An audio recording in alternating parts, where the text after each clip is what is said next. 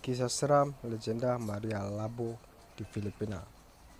Kisah Maria Labo amat terkenal di jajaran urban legend, menceritakan tentang seorang perempuan Filipina yang menjadi kanibal karena kutukan yang menular padanya. Pada mulanya, Maria hanyalah sosok perempuan biasa. Ia sudah menikah dan punya 2 orang anak. Karena kondisi perekonomian keluarganya yang memburuk, Maria putuskan bekerja menjadi perawat lansia. Sejak itulah kutukan kanibal ini bermula. Maria Labo merawat seorang kakek yang sakit dan lumpuh. Kakek ini sebenarnya baik, hingga akhirnya terbukalah penyebab ia menjadi sakit.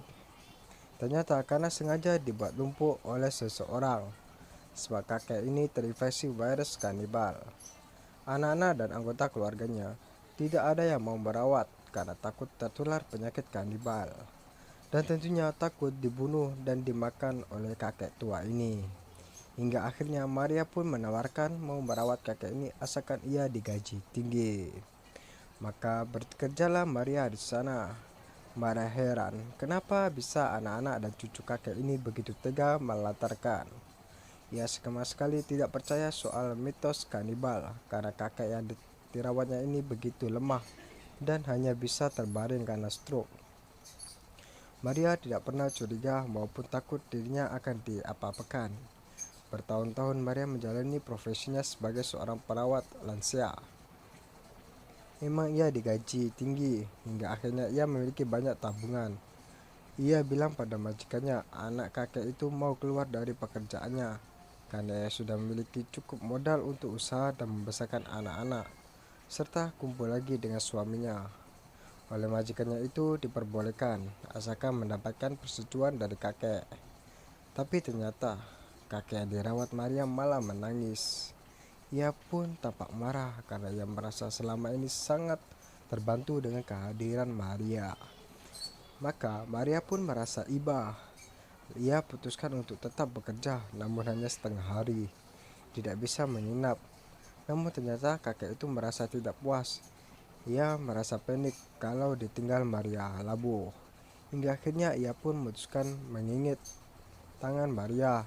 Saat perempuan ini menyuapinya, jari Maria sampai hampir putus rasanya. Berdarah, Maria pun teriak-teriak minta tolong anak sang kakek itu untuk diobati. Namun anak kakek itu malah justru lari menyaksikan darah Maria Labo. Sejak terkena gigitan itu, Maria awalnya bersikap biasa saja. Namun lama-lama ia merasa ada yang aneh. Ia begitu nafsu kalau melihat tubuh manusia.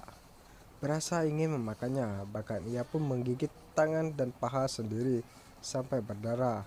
Dan puncak dari infeksi virus kanibal ini, pada akhirnya Maria Labo membunuh kedua anaknya dan merebus daging-daging serta darah mereka.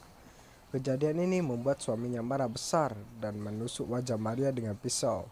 Pada akhirnya Maria Labo kabur dari rumahnya dan bergentayangan menjadi hantu kanibal di San Pedro, Filipina.